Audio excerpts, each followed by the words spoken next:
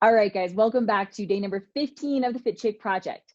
Now, today I'm super excited to introduce you to nutrition expert Marci Nevin. Now, Marci's journey with health and fitness began when she started dieting after college. She did what all the magazines said to do, eat low calories and work out more. She liked the results she saw with her body, and it quickly became an obsession that she couldn't stop. She was living off of egg beaters, I can't believe it's not butter, sugar-free gum, and caffeine. And she was obsessed with structure. She was obsessed with having to feeling like she always had to follow the plan. And the result of all that was Lyme disease, autoimmune disease, digestive issues, acid reflux, bloating, and chest pain, just to name a few. That was her turning point for her to realize what all that stress was doing to her body. Today, she's turned it around, and now she helps overwhelmed women from all over the world create a stress-free approach to their fitness and nutrition without living the all or nothing mindset. Marci has a really simple way of breaking down why so many women struggle to see their body change despite eating well and working out. So I can't wait for you guys to dive in. Some of my favorite talking points are: 1, how to know when stress is the thing that's standing in your way of seeing results. Number 2, how to take stress off the system so that you can actually finally see results. 3, her favorite ways to get overwhelmed women to chill out. Number 4, her thoughts on changing food intake on training days versus non-training days.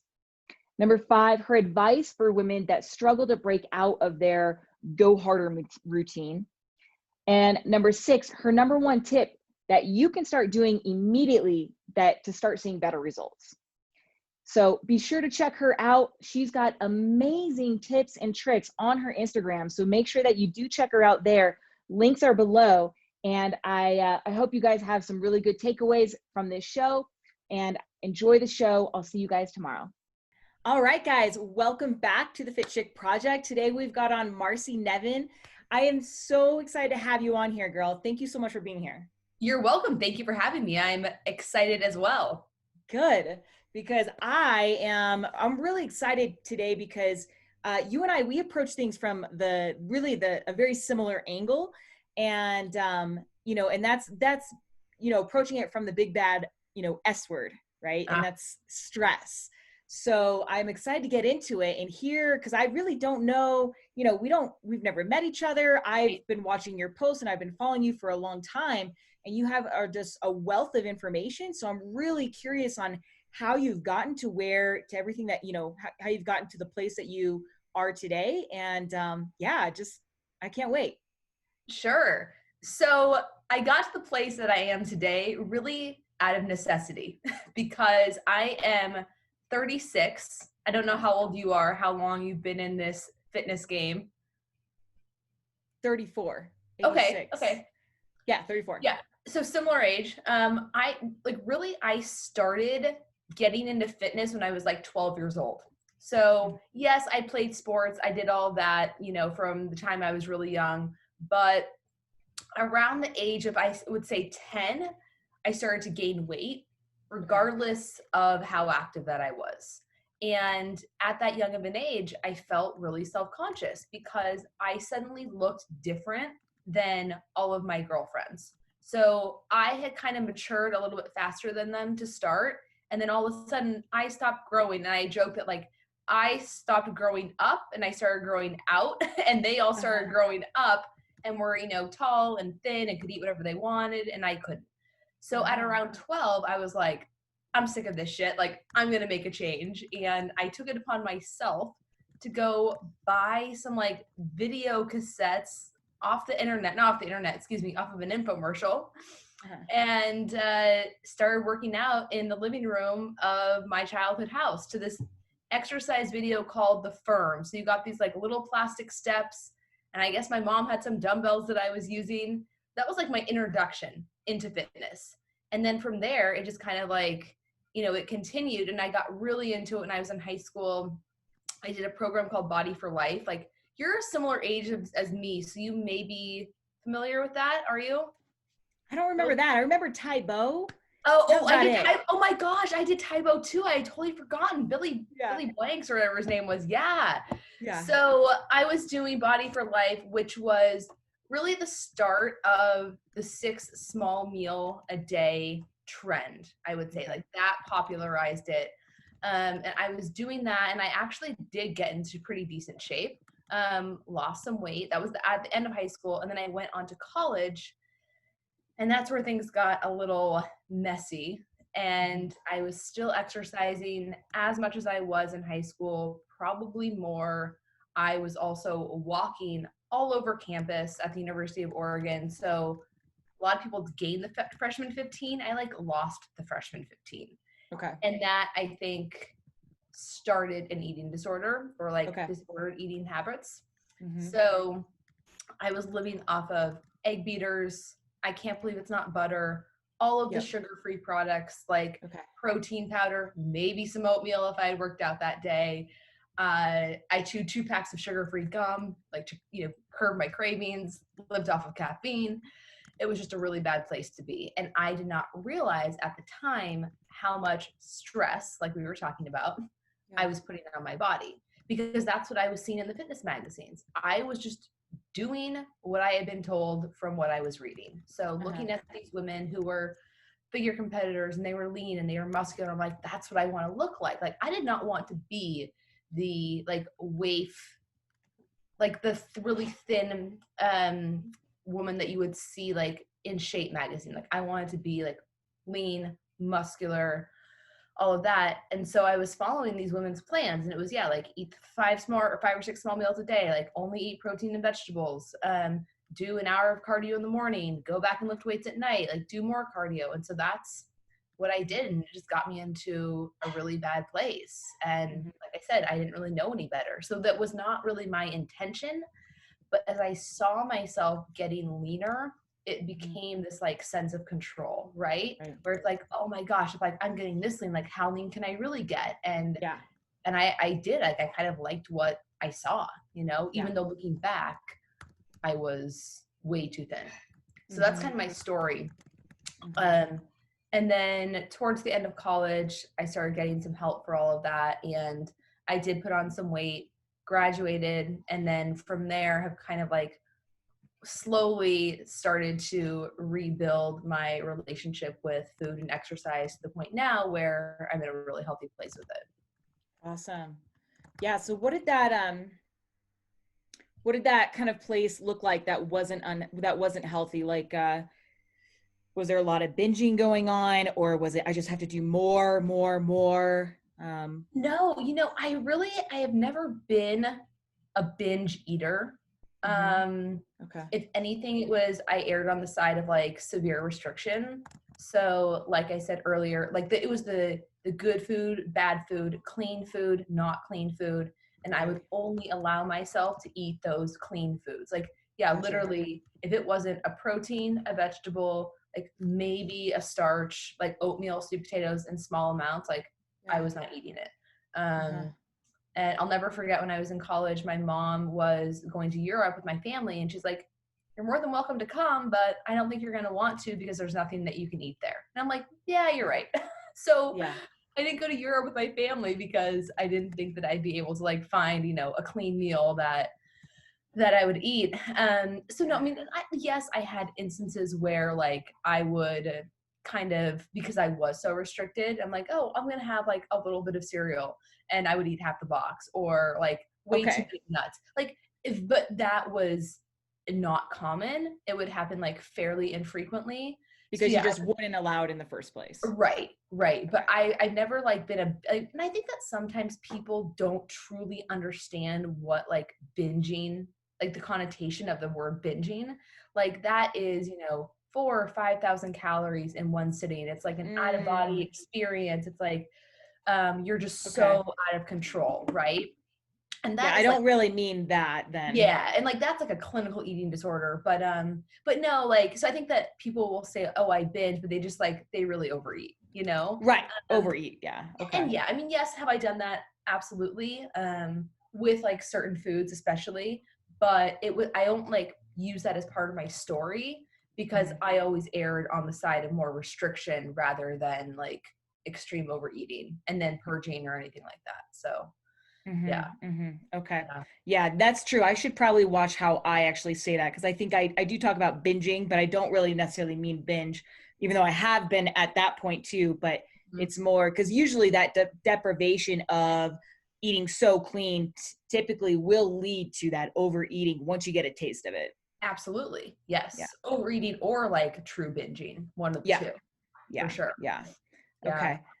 And so, and then what were you doing as far as like, were you trying to outwork the calories at all? Like, were you trying to exercise more and more to get leaner? Yeah, for sure. And it's like, it's been so long now. Gosh, college was 14 years ago. So sometimes like I forget like what my mentality really looked like back then. And was I looking at the exercise, looking at the treadmill, like, oh, how many calories have I burned? And I don't really think I was doing that. And I know for sure I wasn't counting calories. It was just like eating as clean as possible. Right. And then exercising. It was just more like this structure and this like regimen that I had, not necessarily I have to burn a certain amount of calories. It's like I have to follow what I'm trying to think, like Ava Cowan, she was like a really famous person back then. Like I have to follow like what she's doing. And so that's going to be 45 minutes on the treadmill. And then I'm going to come back later and I'm going to lift and I'm going to do more cardio. And like, these are the meals I'm going to eat. But yeah, I never really was like, oh, I have to burn off what I ate yesterday. Yeah. Because and really like I wasn't allowing myself to eat anything to burn off, Right. Yeah. This is such a great topic, because I feel like this is where people get caught up, is this rigid mentality, because we all like structure, but it's like that's the reason why people can't sustain anything, because it's so black and white. But so we'll get into that. So what was your aha moment when you realized that it was no longer, this wasn't working for you? So really like my aha moment was in college, because I lived in a sorority, and I think this was my junior year. So I had a group of friends, like everything was going really well. And then I noticed that, and I was probably like 95 pounds at this point, very, very thin, exercising all the time. I would go out to eat, and like we used to go to Chili's all the time. I don't even know if Chili's exists anymore. And I would always get this, like it was called like the guiltless salmon or whatever. I'd get the guiltless salmon, and it came with this teriyaki sauce. And I would like scrape the teriyaki sauce, and I would like pick out the vegetables like from the rice, and like only only eat the broccoli. Oy vey. So really what happened is my friends started to become uncomfortable. So my extreme habits were making them uncomfortable.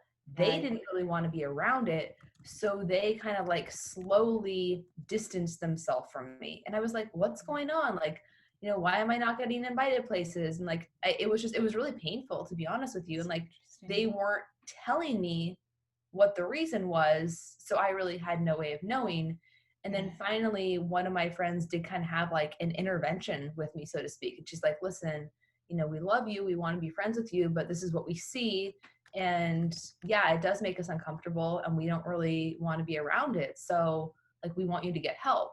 And I think whenever you tell somebody who has, whether it's like a clinical eating disorder like anorexia, bulimia, or even disordered eating habits, that what they're doing is unhealthy and they're, worried about you, what typically happens is that person is going to tighten that control even more, because oftentimes eating disorders you develop one so that you feel more in control. So something in your life is going wrong, right? Like I know I had like, it could be like a past trauma, like someone who was, abused, or if there was like chaos in the home or like something like that happened. And I actually had a couple of friends in high school who had severe anorexia, like to the point where they were hospitalized for it.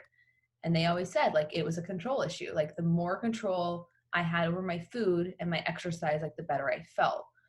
So luckily for me, that wasn't the case. And like, I just wanted to be like loved and accepted, and I wanted my friends back, So I kind of took small steps to get better. I went to see the college nutritionist, and Yeah, like, I mean, it was scary for sure. I don't remember if I like lessened the exercise, but I did start to eat more. I started to eat like more bigger variety of foods. And Mhm. yeah, I probably put on, I would say 8 to 10 pounds. So when I graduated, I was at a much healthier weight. Mhm. Um, Still kind of like had the good food, bad food mentality.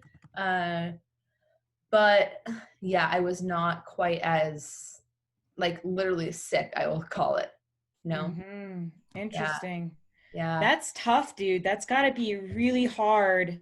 So how, because that's tough to actually make that transition on your own and let Hmm. your body, which was something that was really important to you, slip away. Right. For So sure. how did I you? was still like, I was still lean. Like if you look at me from Uh-huh. when I graduated, yeah, like I didn't put on like tons of weight. So it was probably, I would say 8 to 10 pounds. But on Okay. someone who's 5'2", like that is a lot of weight. But I had a Yeah. lot of, I was so thin that I still looked, you know, Okay. thin So and you, lean when I graduated. Yeah. okay.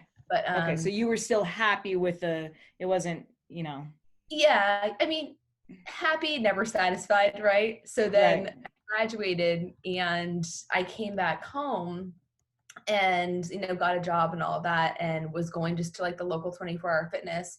And I met some people there who were really into like the bodybuilding, figure competing culture. And that then kind of like, it didn't take me back to that place, but it just kept me in that same mindset of like, so I was continuing with the twice a day training. I was continuing with the, like eating from a meal plan and doing all that. And I actually met a Okay. guy who was a bodybuilder. And I was like, I want to gain muscle. And he's like, okay, let's do it. So he put me on a regimen where I probably gained, 10 pounds. So I got up to like 118. Mm-hmm. And I was a little bit uncomfortable. So then like I dieted it back down. And it's kind of like always been that like back and forth, right? Like Mm-hmm. eat more to build muscle, like get uncomfortable, diet back down. Um, but yeah, like I still was in a healthier place all around, you Mm-hmm. know? Okay. So the Yeah. two workouts a day, two sessions never really stopped. That was It kind of didn't, continuous. it didn't. And then I was just kind of like, so at that point I was like, I can't really keep this up anymore. Okay. And the friend of mine that I was working with, like, he was so flaky. I'm like, can I get my new program? And he wouldn't send it to me. I'm like, I am going to go to somebody else. So I hired my first online coach. This guy, Eric Ladine, he has a company called Lean Bodies Consulting. Like they are still around. Um, and he is the one who taught me about flexible dieting. Mm-hmm. So at that time, it wasn't really like counting macros necessarily, and he did put me on a meal plan. But what was nice about it is that this meal plan had a variety of foods that I had never really eaten before. So Okay. I was eating fruit again. I was eating potatoes and oatmeal and like cheese. And the best part about it was on the days that you worked out, like your post-workout meal, you could eat any carbohydrate that you wanted so long as it fit within these like specific numbers. I was like, oh my gosh, this is Mm-hmm. amazing. So I was eating like frozen yogurt and sugary cereal and like all of those things. And I was getting results. So working Mm-hmm. with him, it's like, even though I do not condone meal plans, it did allow me to change my relationship with food in the sense like, oh, I can eat any of this stuff Yeah. and still like get lean, build muscle, like whatever my goal was at the time. And the other nice part about it was he had this like incredible food database where you could make substitutions. So if you had, let's say, 50 grams of oatmeal on your plan, but you didn't want oatmeal back or that day, you could go into the database Yeah. and swap it for something else, right? Okay. So it was flexible in that regard, where it wasn't like a rigid meal plan, and Right. it taught you that any food can fit so long as it is within, your specific Yeah. calorie macro allotment. So that was a really good experience working with him. He also like pretty much took the majority of cardio out of my program. So Uh-huh. I wasn't doing fasted cardio or any of that, especially when I was like in a muscle building phase. And when I did go into a fat loss phase, I mean, I had like a couple of like barbell complexes a week. Like a very minimal cardio. And I was like, oh my gosh, like I'm in the best shape of my life, eating the foods that I want, doing less exercise than I ever had. And that was like that was my real aha moment. Yeah. And then from there, That I is just kind of like cool. continued in that regard. Yeah. Yeah. That is awesome. And so, yeah, that's the thing, is that it just really takes us getting pulled out of our routine and out of our beliefs to see, to get that trust. It seems, Mm-hmm. that you Trust. can still Yeah. get results. You nailed it. That's what it was. I had to learn to trust myself around food. And I don't know if I would have ever been able to do it had I not hired somebody. Like I could have, I mean, I shouldn't say that. Like, I don't think I would still be in that place, because I think as an industry, fitness has really changed for the better. So I probably would have met somebody else along the way who changed my mind and would have gotten better. Because you're in the CrossFit community, right? Yeah, Are you familiar with Jason Phillips? I am. Yeah, so Jason was another one of my coaches, and Mm-hmm. he is the first person who I learned like macros from. Mm-hmm. So he really helped me too in that regard. And then now that's pretty much the approach that I use with all of my clients. Okay. Okay. Do you still track macros? I do. I'm one of those people, like, I do like structure. I do kind of like, control, and it works for me. I never feel like a slave to the scale, to the food scale. And I'm at the point now where, can I go a day without it and be okay? Absolutely. Like, I've never well, I shouldn't say that. When I was working with Jason, it's funny, like he put me on a reverse diet, and I was having to track for the first time, maybe not for the first time, but I was having to track. And I remember like wanting to be so perfect that I had just met my boyfriend and we went to his hometown back in New Hampshire. I brought my food scale. I brought like a potato peeler so that I could like stick to my refeed macros and like all of this stuff while on vacation. Like that was a little odd, but I think like it's the perfectionist in me and like wanting to like look really good in the coaches, like to a coach, like, oh, look at this client, right? Like she just like, she can stick to her plan no matter what. Yeah. So that was a little, I don't want to call it like disordered, but it was slightly weird that I did that. But now I don't feel the need to do things like that. Right. Okay. So I do track, but I can go on vacation and not track and be fine and just like eyeball portion sizes and not feel weird about it. Like not get like, oh my gosh, what am I doing? Or what are my macros? So that's nice. And then right now I'm in another reverse diet. So I do kind of have to track just to make sure that Right. if it's going well and where to adjust and all of that. Yeah. Yeah. And that's what I mean, I don't track anymore, but my clients, like I have them really just track, like we call it green, yellow, red days, right? Like there's days where you eat more, train more. And those are the days it's just important that you make sure you're getting enough food, and then other than that, we just kind of go based off hunger. But right. That's awesome. Yeah. Because not everybody needs it. Like not everybody needs the strict macro approach, right? I think it's really good for somebody who like has no awareness of what they're eating. Yeah. Like to get them to track. And I've taken on a couple of, right, you have to. I've taken on a couple new clients recently who had not really tracked before. And this one girl was like, I eat so healthy, like I eat vegetables and salmon and olive oil and nuts and like coconut oil in my coffee. And I'm like, yeah, you're probably just eating way too much. So I had her track for just 3 days and she got back to me and she's like, oh my gosh, what a wake up call. Like I cannot believe, she's like, I don't even eat that much food, but I'm eating so many calories. I'm like, yeah, because you're eating so much fat and fat has twice the amount of calories as carbs, right? Yeah. That was a huge wake up call for her. Even just people, another woman who I'm not having her like weigh food on a scale and use my fitness pal, but I just said, keep a food log, write down everything you eat, everything you drink, like every little bite, lick, and taste. And when she put it on paper, again, it was this huge wake up call, like, oh my gosh, it all makes sense. So I don't think you have to track meticulously, but everyone should keep some sort of a food journal, at least in the beginning, to create that awareness around their habits. and how much they are actually eating. Yeah. Yeah.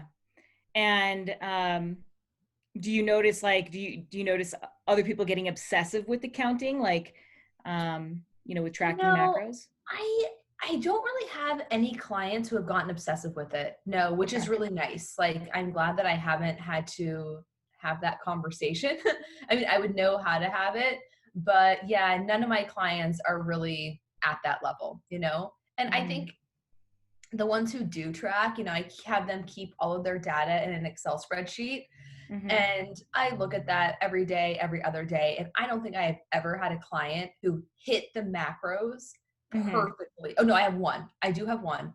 And I see so much of myself in her, and she and I are friends. And so it's like, I try to have the conversation with her, but like, she just doesn't want to have it. And I don't want to overstep that boundary. Right. But the scale went up 2 pounds the other day, like after we had tried to like bump up the carbs a little bit, and she freaked out and was like, oh no, like I'm coming back down. So yeah, that's like really the only experience that I've had with someone who is just so rigid about the tracking. Yeah, that's a good question. So when your clients freak out like that, what is your response to that? Because that's a really common thing. Well, so let's talk about, this is the perfect, I think, segue into the conversation about stress, or like getting more into the conversation about stress. Because like my story, I was talking more about like the stress that I put upon my body with over exercising, the chronic dieting, just like the mental fatigue of it all. But I think stress in terms of just like overall lifestyle, your job, the economy, like what's going on right now, like we are under so much stress, and that can affect the number that you see on the scale. So I'll use my client as an example. She lifts weights 4 days a week. I write her programs. It's just like a basic upper lower split, so it's fairly, like exercise is stress, lifting weights is stress. Like it is, like you have to put that stress on your body in order to create the adaptation so you can build muscle or whatever. But she also runs. So she'll run 7+ miles multiple times per week. She's walking, like her step count is around 20,000 per day. She's very type A. Like I said, she's meticulously counting. She can't go over the macros or she freaks out. She has a lot of job stress right now. So it's like her stress bucket has just been like filled to the brim. And like, let's go back to chemistry class when we were in high school. And if you ever did that experiment where, you fill the water up to the top of the beaker and then you put like one more dropper of water, it doesn't seem like it's a lot. And then the beaker just overflows. Like that is a really good analogy for what stress will do in your body. Yeah. And a lot of times, like, we don't understand everything in our life that is a stressor. Exercise is a stressor. Lack of sleep is a stressor. Under eating is a stressor. Overeating is a stressor. Like I said, relationship issues, job issues, like it is all a stressor. So with like going back to her, she was like, I'm not feeling well. Like I've increased my mileage again, and I'm not feeling good during my runs. Like I'm fatigued during the day. My hair is falling out. I'm like, red flags, right? Like we have got to get you eating more food. So it was difficult for her to agree, but she did. So I think I only upped her carbs by like 10 grams. I was like, going to take it really slowly, knowing her. And at first, like nothing happened. Like scale was totally stable. I'm like, okay, this is good. Like for her, knowing her mentality. And then all of a sudden it spiked like 3 pounds, like overnight. And I get the text like on a Monday morning, like the scale is up 3 pounds. Like I can't have this. Like I'm going back to my old numbers. I'm like, hold up. Like, whoa. Let's like get clinical with this. Like that's something that one of our mentors, Jay Tita, would say. And, like take a step back and look at like what is really going on here. So I was like, when is the last time that you took a day off from working out? And she's like, 15 years ago. Like the woman has literally not taken a single day off from exercise in 15 years. And I'm like, your body is just constantly under stress. And now, all of a sudden, like your workload has increased and you're worried about what's going on in the world. And, you know, maybe you're not sleeping well. Like it's probably not the food. It's probably everything else in your life. Right. And I was like, trust me, if you are hitting these macros and like they're barely even your maintenance calories, like you are not going to be gaining 3 pounds of fat overnight. Right. It's water retention. Even she said, she's like, yeah, I do feel like just a little like puffy and bloated. And 2 days later, 3 days later, like the scale was back down to what it had been. Right. So it's just being really objective with people and educating them on the reason the scale may go up. Right. And that it's not because you gain tons of body fat. And like going back to the spreadsheet that I use, I keep track of all of their biofeedback, which is something that Jason and Jade both taught me. So what's your hunger, your energy, your cravings, your stress throughout the day? How many hours did you sleep? Like, yes, how many steps did you take? Did you work out that day? But I'm able to like look at all that data and then piece together why you may have had that spike in weight or why you may be really stressed and like not sleeping well and your cravings are through the roof, right? Yeah. Perfect. Yeah. So yeah, those are kind of like the symptoms you mentioned some. So like low motivation, fatigue, hair falling out, tired, being puffy, bloated. Yeah. What else? I would say like brain fog, extreme fatigue, digestive issues. Like that was one of my biggest complaints. And I had digestive issues, gosh, for probably, senior year of college. Is And really when it started. What do you mean by that? Because I know when I thought like farting was like so normal. Like I was like, right. I thought being I didn't even know what bloated meant. I remember I didn't even know what that meant. So when you say digestive issues, what do you mean by that? Okay, so that's a great question. I'm glad you asked. My digestive issues, they started as acid reflux. And it's interesting because it was a week before I graduated from college. So yeah, like a lot of life stress. And I was on the step mill like I had been every morning for the past probably 4 years. And I'm like starting like my workout, and all of a sudden like my chest gets really tight and I was having a hard time breathing. I'm like, okay, this is weird. Like what's going on? And it's like, well, I'm going to go to the treadmill. Like that didn't help. And I was like, maybe I'm getting sick. Like I was just, I didn't know what was going on. And it was like very scary. Like when you have extreme chest tightness and you're having a hard time breathing, like, am I having a heart attack? Like what's going on? And that went on for weeks. So I finally went to the emergency room. They're like, yeah, I mean, no wonder, like you are going through this huge life transition. So they gave me, I don't know, some like anti-anxiety medication that didn't do jack shit. Yeah. Finally, it went away.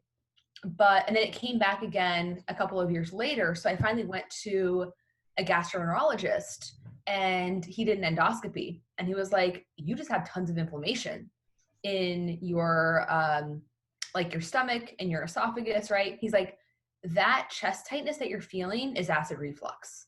And I was like, oh, like very interesting. So that is how it first presented. And then it started as, I had like really bad bloating and not pain, but just like discomfort in the lower part of my like colon. So it wasn't, like that was the worst. And I had that off and on for years too. Whatever you ate, like no matter how clean it was, like you looked like you were 6 months pregnant. Just like pain, discomfort. Like you said, like not normal. Stuff that smelled really bad and you're just like not normal, right?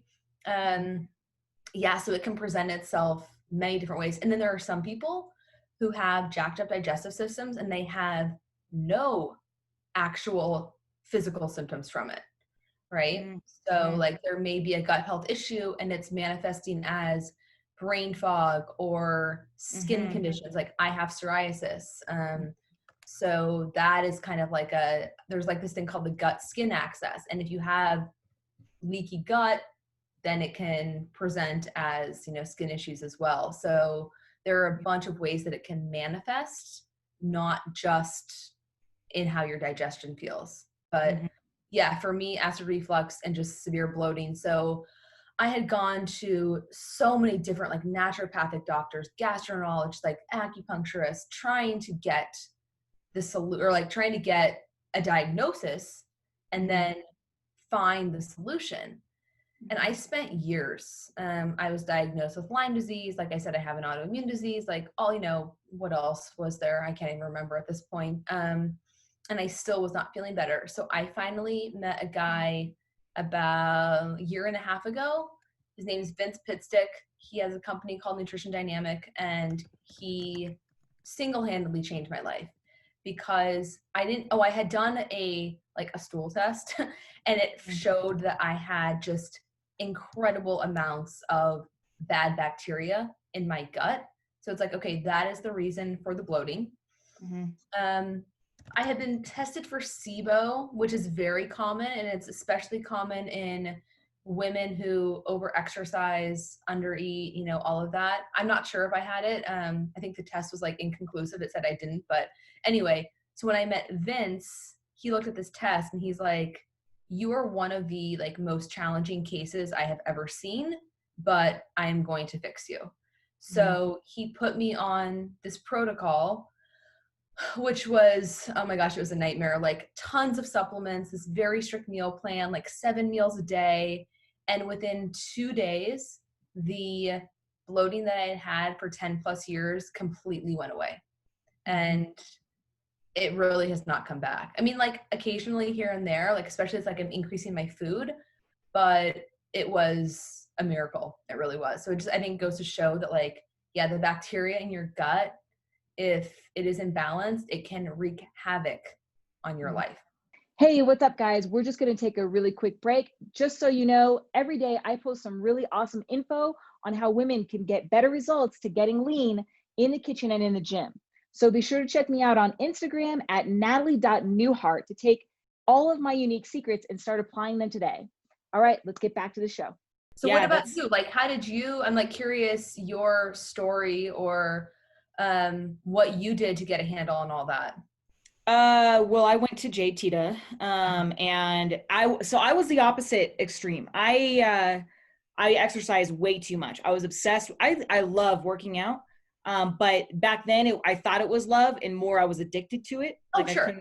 So you said you couldn't go on vacation. Yeah, I couldn't because of the food. I couldn't take a day off for Christmas to go see my family because it was so important for me to be in the gym.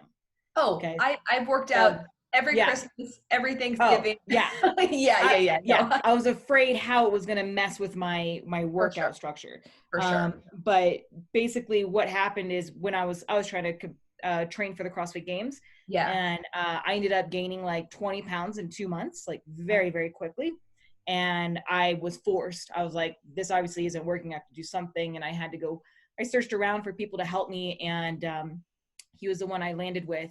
And that was the beginning of my journey of understanding that stress was the why I wasn't getting fitter or leaner, why I was gaining weight. And I had no idea that I could actually stress my way to fat, Exactly.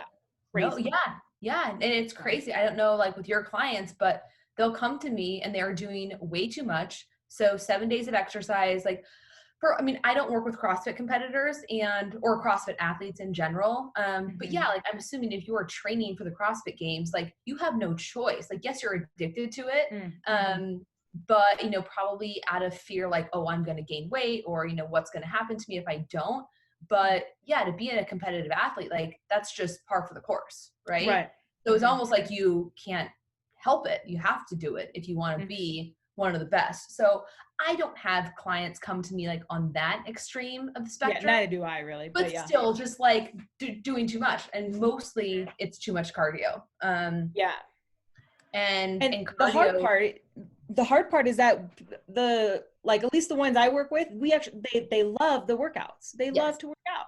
Yeah. So it's finding that balance. Yeah. Oh, absolutely. But what I've noticed is that when I pull the exercise back a little bit and also start to add more food, like carbohydrates, the weight actually starts to come off because their body is no longer clinging for dear life. Their cortisol is not through the roof,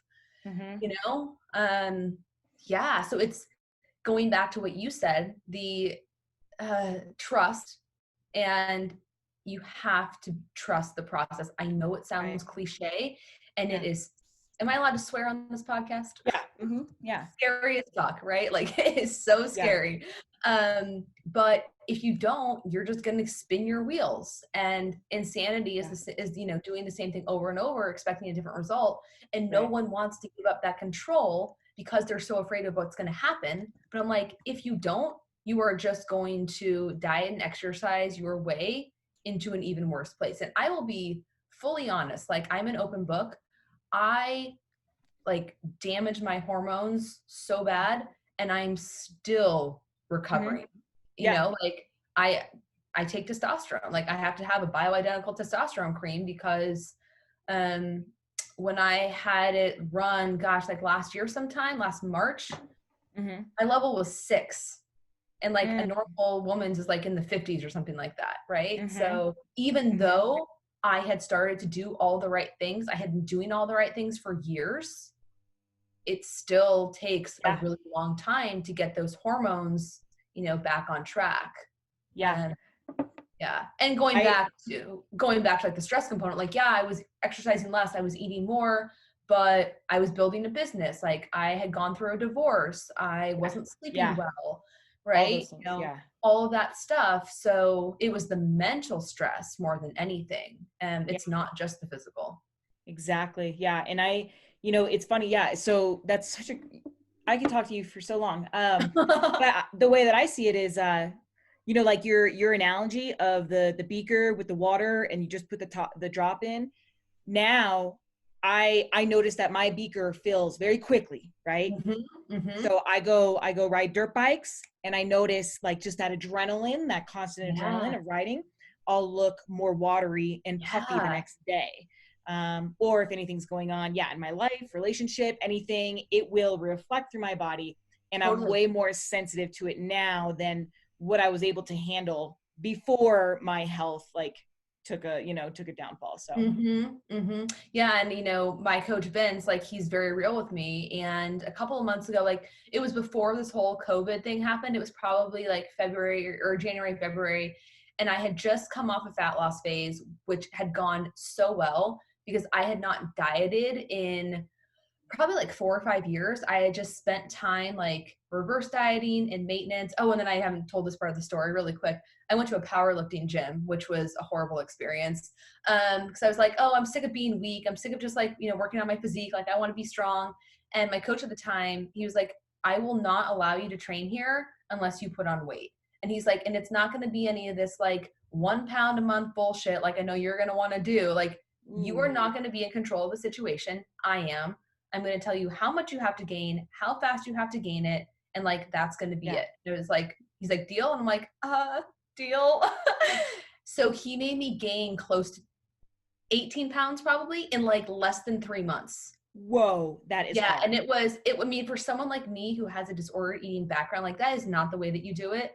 I had to weigh myself every day when I came into the gym. And if I was not like on track, I would get sent home. I did not hit my goal weight. I was like 0.9 pounds below it on the day that I was supposed to weigh a certain amount. He kicked me out of the gym for a month.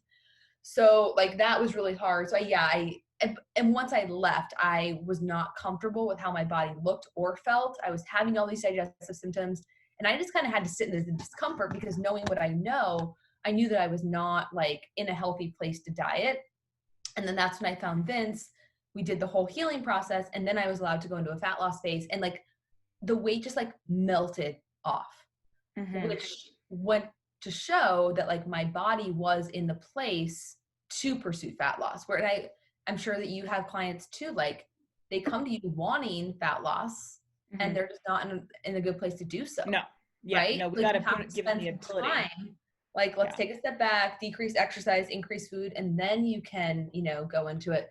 But anyway, so like I had come off my fat loss phase, was doing really well, and was starting to experience a lot of stress in my personal life. And he's like, you need to get a handle on this, because if you don't, you are going to end up in the same place that you came to me, or that you were when you came to me. He's like, I've seen it happen 100 times.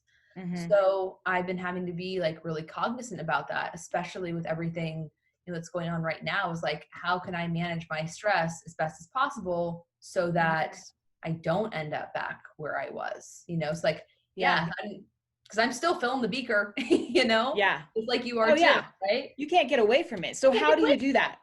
How do you manage your stress? How do you take, especially like how do you do it yourself, and how do you usually, recommend it to women, how to like take stress off the system, basically how to chill out? How to chill out. Oh gosh. I mean, it's so hard. So I recently started within the past like 6 months or so, journaling and meditating. I know it sounds like very woo-woo. People are like, I don't have time for that.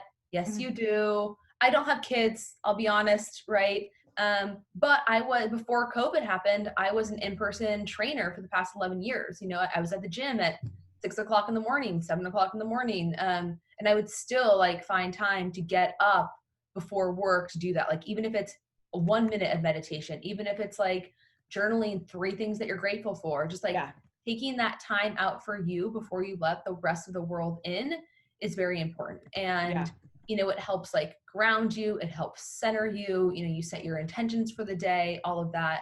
So that has been really helpful. I walk all the time. Like, I'm not a runner. I don't do a whole lot of cardio or high intensity interval training, anything like that. Like I walk. And Jade is the person, really it was Jade's ex-wife, Jill. She was my first business coach. So I kind of learned of Jade through Jill, but they are the ones who turned me on to what they call leisure walking, and how good it is, not only for your mind, but your body. Like, it is one of the best things that you can do to relieve your stress, recover from your workouts, just, give your mind a break. So that is what I do. I walk, I mean, like, let's say 12,000 steps a day, but at least 2 walks, 20, 30, 40 minutes, whatever I have time for. And that is the way that I reduce my stress the most. I try to get as much sleep as possible. I'm not the best sleeper, but 7 to 9 hours if possible. Connection is so important. So, like, we have online businesses, like we have to be connected to our phone, and like that can be really stressful, but making time just for like the relationships in your life that aren't on social media. So spending time with people in person, when you can, connecting with people over Zoom, like doing things that you enjoy that are not exercise related, because again, the exercise is just a stressor. So women will come to me and I'm like, oh, what's your stress management? Like what do you do for self-care for yourself? And, oh, well, I work out, or I go for a run. I'm like, no. Like, aside from that, like, yes, that's great. We want that to be a part of the protocol, but what's your like chill time? And they don't have anything. Like, there's nothing that they do for them to just relax. Right. So yeah, just like finding hobbies that you enjoy, that get you out of your head and allow you to have fun. Like, so important. Fun, connection, downtime. Yeah. What about you? So I've been huge on I call it inner training. Basically it looks like meditation, but I'm actually like, I use it as I like literally train my mind, but it looks like meditation. But that, and I do nature walks. I love nature. I love, I do so much so differently. Like, I used to just do list upon list and like beat myself up if I didn't get everything done. Now I'm like, I'm going to focus on one thing today. And if I do one thing, I'm stoked, rather than beating myself up. I make sure we go do things like ride dirt bikes and just do things, rather than living in the gym. Exactly. And you nailed it when you said, I don't beat myself up, because I think it's women. Like, I mean, I'm sure men do it too, but women especially, we are so good at beating ourselves up and engaging in that negative self-talk, which again is just a stressor, like starts pumping that cortisol through your body. So it's something that I teach my clients, and I really have to work on myself, is when those negative thoughts come up. And I think that's what meditation is so great for. It like trains your brain to notice things, and then to notice the thought that's coming up and then release it, and like go back to focusing on your breath or whatever it is. So when that negative thought comes up in your day-to-day life, that you can say like, okay, that is not me. That's just like my ego voice talking, and reframing it, choosing a different thought. But yeah, that is so important for sure. Yeah. Yeah. And yeah, how do you, well, actually real quick, like on you, do you change up the way that you eat on the days that you chill out and versus the days that you train? Yeah, so Vince is still doing my macros right now, and I do have training days and non-training days nutrition. That's just the way that he's always done it. And I've done both ways. Like I've had what I call like isocaloric, so same calories on my lifting days as my non-lifting days. And to be honest, like I don't even know what I prefer. Well, probably like isocaloric so that I can have more carbs on the days, like on every day, because I love carbs.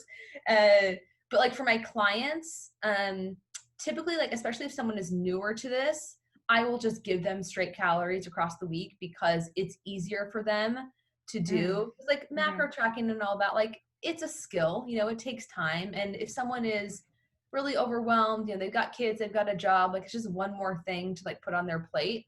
Yeah. Or the other thing that I like, and that works really well with a lot of my clients, especially ones who have like a more active social life, is to have like a little bit lower calories throughout the week.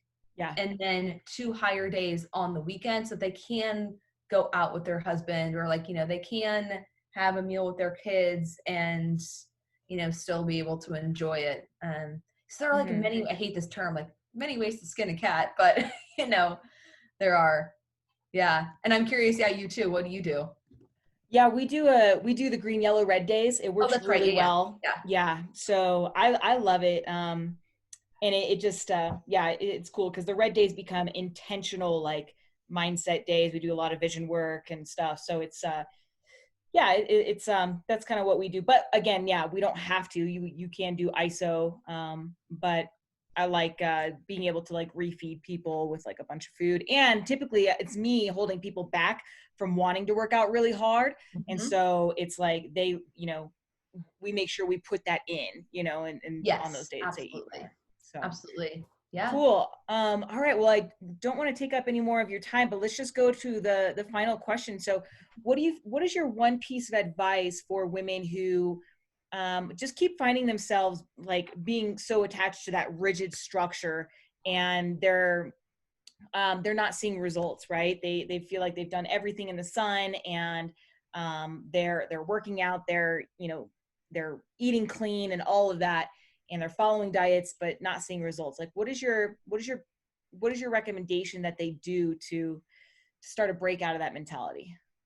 I would just say like be willing to do something else. Because like I said earlier, insanity, doing the same thing over and over, expecting a different result. And if it's not working for you, then why do you think continuing to do what you are doing is eventually going to work?